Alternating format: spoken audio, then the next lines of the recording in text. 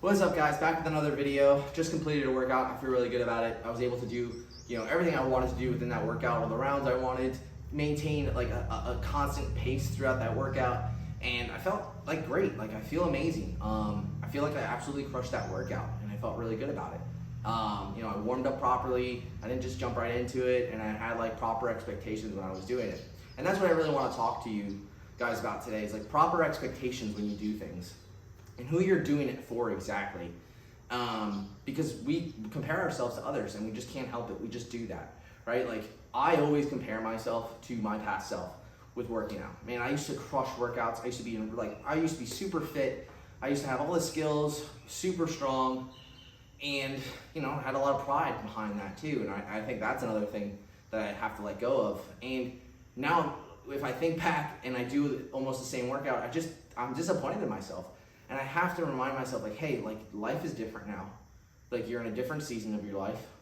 This is not important as it once was back then. Like back then, 25 years old, single, lived on my own, had a career, like just personal training, book of business, help run a gym, and like I was living in the gym all the time.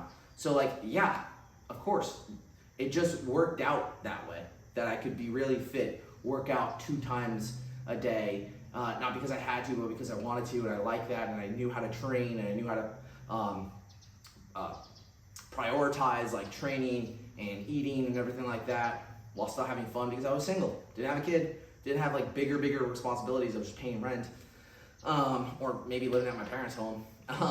But now it's different, and so if I constantly compare myself to then, it's like I'm doing myself a disservice. Like I'm not helping myself. And the same can be said when you compare yourself with others on social media, or just like maybe others around you. Like you just see what they're doing, you're like, man, I want that. But like, there's 2 things to that. It's like, well, you're not them, and also, are you doing the same thing as them? No, you're just not. You're just not them, and you're not gonna be, or you're just not willing to do the things that they're doing to do that, right? And this could be anything. It's not just down to fitness. It's really just anything in life, right? So that's what I really want to talk about, is like lower your expectations on yourself so that you can be able to feel good about the things that you do. I'm not saying lower the bar and feel sorry for yourself. I'm saying just like chill out and just do the things that make you happy and do the things that you're supposed to do. Like for me, it's a non-negotiable. I need to exercise. Why? Because it's going to keep me healthy. It's going to keep me living longer. It's going to keep me healthy for my kids. It's going to help my mental health. It's going to help my cardiovascular health. It's going to help my health in general. And it's going to help me tackle the day, right? Because if I can do something hard in the morning, right? Or if I can do something hard in general, that means I can handle like situations that get thrown at me, most likely, right? Most situations. And that's a non-negotiable for me. For you, it might look different, right? But like, don't lower the bar. Just lower your expectations. Keep the bar the same, but just lower your expectations. So for me, my expectations were just, hey, let me do this workout. I feel really good about this workout. Let me just keep moving. Let me keep a pace. And I'm already on the right track. I told you guys on my previous videos, like I'm tracking my calories again. I'm like really being accountable with what I'm eating, right? What I'm sticking to my face. Not to say that I was eating poorly, but just more like, okay, let me just start fueling myself for my workouts so that I can feel good during my workouts, so that the trade-off to that is like feeling good for the rest of the day. And I think when you do that for yourself, you honor, right, the people around you, because you can, it's like going first. So it's something we talk about all the time at church and like in the Bible. It's like when you go first, people can then now see, right? You're kind of leading by example. People can see that and be like, oh, okay, I understand now. Because if you don't go first and if you always just point the finger, no one's gonna understand.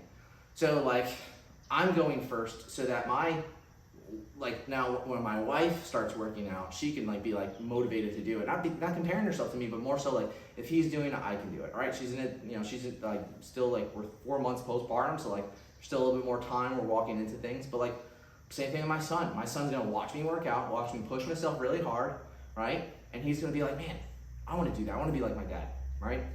I don't want him watching me like sit on the couch all day and watch TV. There's nothing wrong with that, right? I like doing that, all right?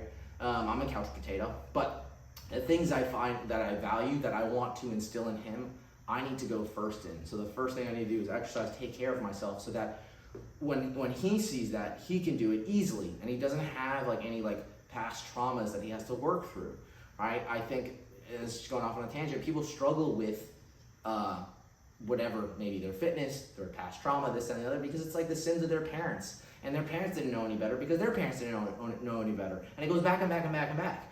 Like, you need to, and if you're like, want this for your family or future family, you need to go first, and you need to cut off the like the past sins and the past stuff in your your family line, I guess you could say. And you could start anew. You can literally start a new tradition. You can start new values today, just by putting your foot down and saying, nope, I'm going first. I'm going in this direction because this is where I want my family to go. If you're going to lead from behind, it's never going to work out, ever. It just isn't. And then, like,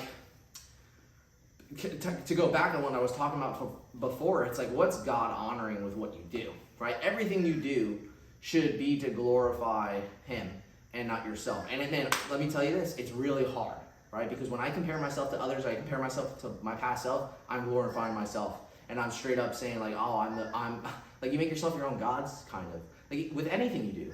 Like, man, your hobbies, your fitness, your success at work, like, all of this stuff, you can turn yourself into your own god, because you're like, yeah, look at me. Look at all my accolades. I'm the greatest. And then one day you're going to die. And then that's the legacy you're going to leave behind.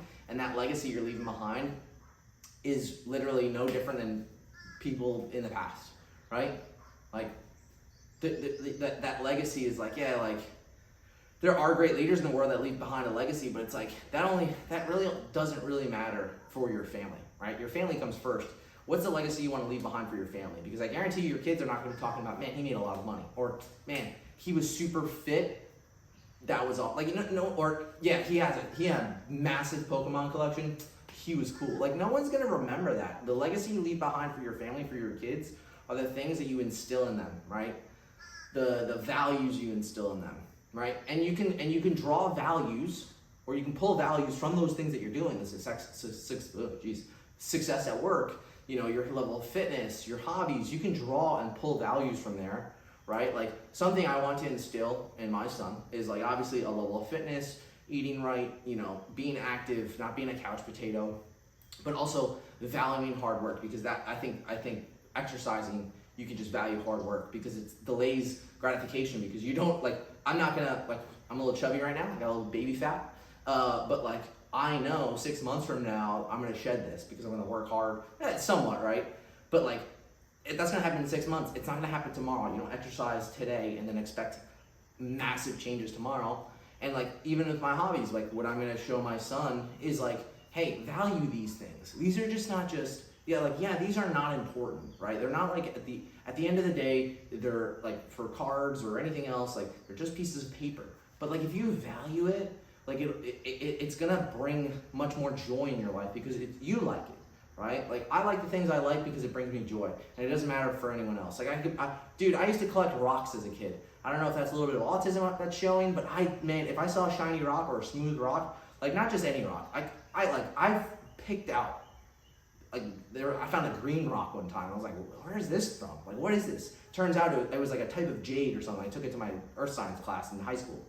And yeah, it goes to show how long that lasted, right? All the way up to high school, probably now still. But like, man, what am I even saying? Like, I value those things that brought me joy, because I like that, and it was like a display. So like, little things I want my son to enjoy, and not have these crazy expectations in life and crazy things to just get down on yourself, as far as like comparison and stuff. So that's what I wanted to talk about today. So exercising again. I can't wait to show you what I won in an auction in eBay. Oh man, I'm so excited to show you guys. It's pretty sick. Yes, it's a Pokemon card, but man, it's sick. And I pretty much stole it, because what it goes for compared to what I got it for during an auction, I have no idea how I won it, because I literally just I place bids all the time, and I'm just like, whatever. And if I get outbid by a lot, I'm just like, nah, forget it. But this time, I won. No one bid on it. I was like, because no one's looking at it. Because everyone's looking at all the hype stuff. So it's like, that's another video for another day. But yeah, so that's an update for you guys. Lower your expectations. Keep the bar the same. Keep working hard. And do it for the valuable reasons and the legacy that you're going to leave behind for your kids, or anyone else for that matter. So I'll see you guys on the next one. Peace.